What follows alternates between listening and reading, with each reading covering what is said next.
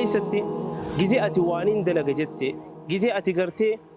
rakkinni jiruu tana keessatti si qunnamu yeroo maraafu rakkina sadii tokko gartee yaa rabbi jetteetumatti kadhattee ha dandeeytillee ati ittiin qabne sababa isaallee dhiyeeffachuu hin dandeenye ha inni qofti sirraa furuutu jira duba gariin immoo ha rabbiin sirraa furu ha ati tattaaffiin kee itti hiramutu jira duba gariin namaatu gartee sababa siif ta'a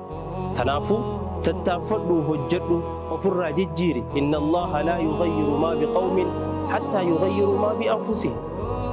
rabbiin hanqa ati lafaa haatee tattaaffattutti rabbiin namarraa hin jijjiiru duba hogga daleeyde immoo waan deebisaa si afaan dhufu gartee wantoota badaa hamii arrabsa kana san gartee itti lakkisi keessa kee rabbiitu beeka waan ta'eef dalaga irratti jabaadhu duba akkasuma seenaa tanarraa maal baranna jennaan ilma namaati heeka guutuudha hin jiru baleessaqee in karihta minhaa khuluqan radiita minhaa khuluqa yoonii fi gartee haalaa fi amala tokko hanqa tokko yoo jaartii teetirraa jibbite nama waliin jiraattu saahiba kee obboleessa kee maatii ta'e